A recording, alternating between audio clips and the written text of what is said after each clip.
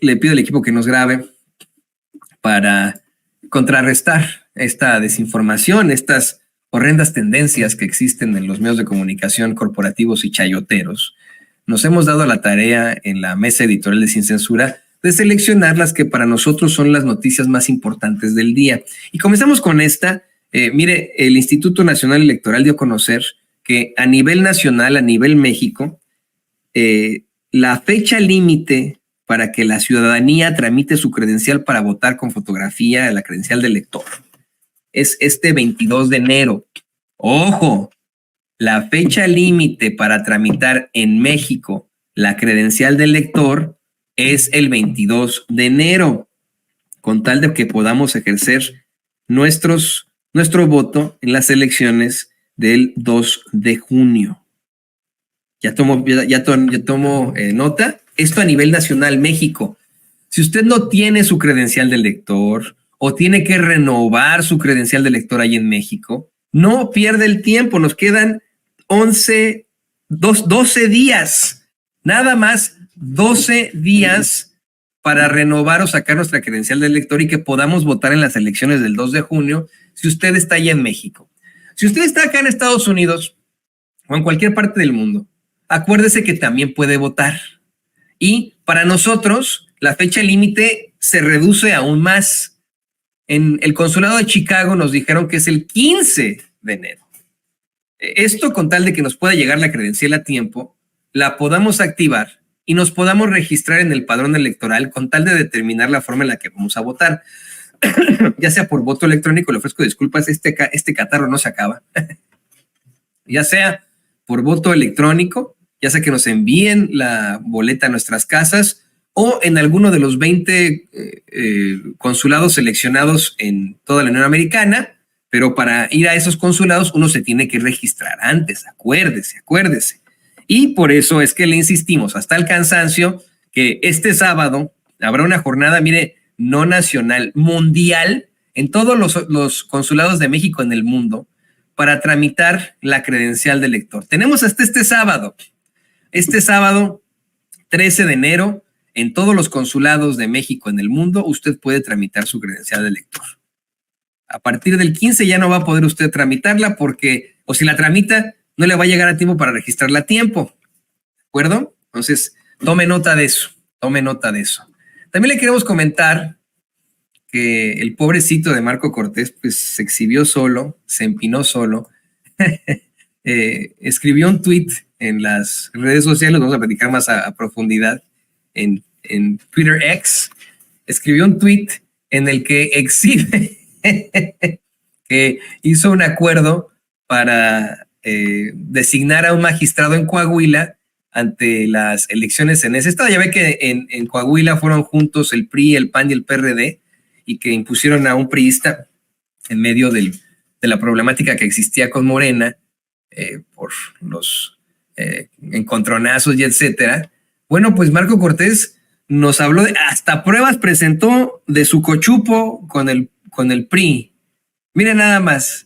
Acuerdo político electoral Coahuila 2023-2024, las firmas de todos estos vatos, ¿no? Es que qué bobo, de verdad, qué mal. Él mismo se exhibió y se empinó solito. Marco Cortés, dirigente del PAN, exhibe el cochupo, el acuerdo que hicieron para no solamente designar un magistrado, sino a varios otros funcionarios ahí en Coahuila, situación que es completamente ilegal, ¿no?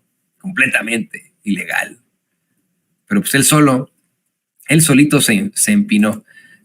Como sigue ocurriendo con la campaña que ellos representan, la campaña de Xochitl Gálvez, quien la volvió a pendejear.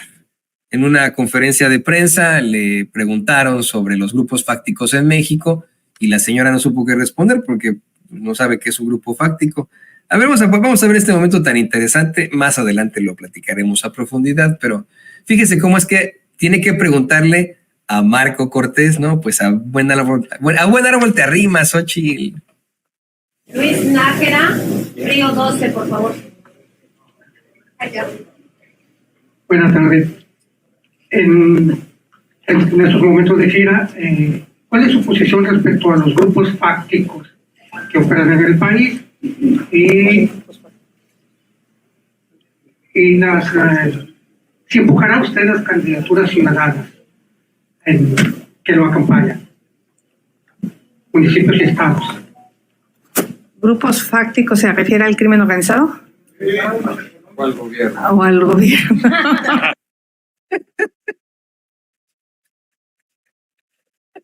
No, ves, yo cada vez que no me río, es que qué barbaridad. Mire, usted lo sabe perfectamente, ¿no? Hay dos conceptos, de facto y de jure. De facto es de hecho, algo que ocurre porque ocurre debido a un acto a veces hasta ilegal, y de jure, que es de derecho, ¿no? Algo que se hace con todas las de la ley. Algo que ocurre de facto es, por ejemplo, esta circunstancia ahí en Perú, cuando pues le hacen el golpe de Estado al profe Pedro Castillo, que dicen que él lo cometió, ¿no? Y se instala como presidenta Dina Boluarte, presidenta de facto, ¿no? De hecho, de ya, ¿no? No es una presidenta elegida por la gente, elegida constitucionalmente, elegida con todas las de la ley, ¿no? Es una presidenta de facto.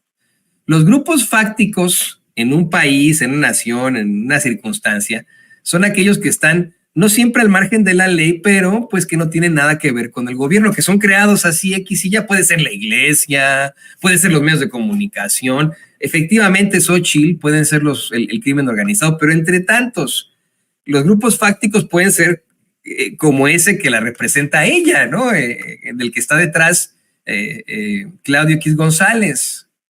Pero pues es algo que alguien que aspira a ser presidente tendría que saber. Mire, si usted no lo sabe, señores y señores, está bien, ¿no? No es una circunstancia que una persona X tendría que saber en lo general, ¿no?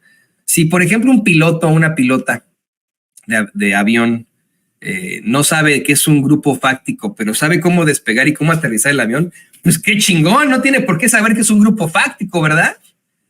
Si de pronto un médico sabe cómo operar a su paciente y salvarlo, pero no sabe que es un grupo fáctico, pues no hay pedo, pues, ¿no? Con que salve a su paciente está bien. Pero de ahí en fuera, si uno va a ser presidente o presidenta, si uno busca la presidencia, pues tendría que saber los términos básicos de la ciencia política, ¿no? Lo básico tendría que haber leído el Leviatán, hombre, de Thomas Hobbes. Bueno, ¿qué le pedimos? Peras al olmo. Imagínese usted lo que quiere el PAN, instalar ahí el Leviatán para todos los mexicanos, el gobierno del más fuerte. Lo hicieron con el muy malvado de Felipe Calderón, el nefario de Felipe Calderón. Pero bueno, mira, vamos a más información. Le quiero comentar también que ya designaron en Movimiento Ciudadano esta empresa que se detenta como partido político y que le pertenece a un tal Dante Delgado. Ya designaron a su candidato, quien estará representando al PAN Naranja, a otra fracción de la ultraderecha mexicana. Se trata de Jorge Álvarez Maínez, quien fue pues exhibido o motivado, sacado a la luz, gracias a nada más y nada menos que a la desgracia nacional Samuel García. Sí, señoras y señores, ayer pues hicieron una especie de transmisión en la que participó la única de estos personajes que podría conseguir votos y la única que consigue, en todo caso, que la gente los siga, la influencer Mariana Rodríguez. Por eso es que la gente los ve, ¿no? Salieron a decir que el candidato de Movimiento Ciudadano será el desconocido político Javier Álvarez Maínez. Insisto, no me malentienda, lo hemos entrevistado aquí en Sin Censura, pero pues de ahí en fuera es el personaje que recordamos por sus payasadas, como ir a Ucrania junto con otros políticos a hacer turismo de guerra, hacer planteamientos a favor de Margarita Zavala en tribuna, oponerse a todo lo que huela López Obrador y ser la voz de Movimiento Ciudadano para el golpeteo en la tribuna, en la Cámara de Diputados, etcétera, etcétera. Pero de ahí en fuera, pues desconocido sí es. Y este señor, pues es el que nominan ahí de la forma más chistosona en Movimiento Ciudadano. También le quiero comentar que efectivamente hay una serie de actos de problemáticas y de ataques en el pueblo hermano del Ecuador. Varios grupos que se identifican como miembros del crimen organizado han estado tomando calles, prisiones y hasta un canal de televisión, por lo cual el gobierno de ese país los determinó como un objetivo militar y el presidente de ese país determinó el estado de excepción para que las fuerzas del orden puedan actuar con la mayor fortaleza en contra de este tipo de grupos. Hay pues estos enfrentamientos sociales ahí en el hermano pueblo del Ecuador, con el que nos solidarizamos, por supuesto, siempre, y estaremos muy, muy pendientes de lo que pasa. Las imágenes son muy desafortunadas. Estos grupos del crimen organizado han estado asesinando policías y guardias, así como civiles, frente a las cámaras de sus teléfonos celulares, situaciones que han estado compartiendo en las redes sociales. Asimismo han estado incendiando coches en las calles, una situación muy fea y muy dura la que se vive ahí en el Ecuador.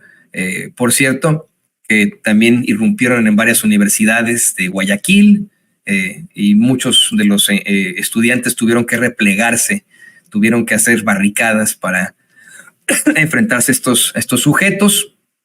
La Embajada de México en Ecuador pide a nuestros conciudadanos seguir las recomendaciones ante el conflicto armado. La Secretaría de Relaciones Exteriores se dice lista para atender a la comunidad mexicana en Ecuador, según la canciller Alicia Bárcena. Y hoy el presidente López Obrador expresó su solidaridad con el hermano pueblo de Ecuador, a quien le mandamos todo nuestro cariño. Por otra parte, noticias internacionales, el muy malvado de Donald Trump, este señor que nos odia, asegura que los demócratas van a utilizar inmigrantes para votar en las elecciones, muy a la Beatriz Pajés, muy a la, ya saben, ¿no? Muy a la Marco Cortés, ya saben, ¿no?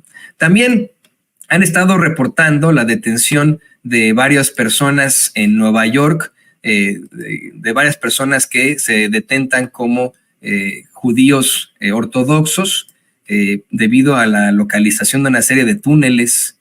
Han sido detenidos, han sido hallados una serie de túneles por debajo de una sinagoga que conectaba algunas calles allí en la ciudad de Nueva York. No sé si nos puede poner por ahí las imágenes, don David, para que la gente lo pueda ver. Es una nota que ya lleva la agencia Associated Press, para que la gente lo pueda ver ahí, estos túneles de los que se habla tanto. Miren, ahí se lo va a poner don David. Adelante, amigo. Ahí está, ¿no? La policía llegó, se enfrentaron a los manifestantes, bueno, estas personas que protestaban que les abrieran estos túneles. ¿Para qué son? No, nadie tiene ni la más remota idea. La policía está muy, muy pendiente de estos túneles en la ciudad de Nueva York. Muy importante ahí. Pues bueno, estas son las noticias más importantes para la mesa editorial de Sin Censura. Y con estas noticias de último momento, saludo a mi compañero y amigo Vicente Serrano, con quien enlazamos directamente hasta Santana, California. Vicente, te abrazo, te saludo, te doy un abrazo de hermanos. ¿Cómo estás, mi querido Toño? Te saludo con mucho gusto. Estamos a las afueras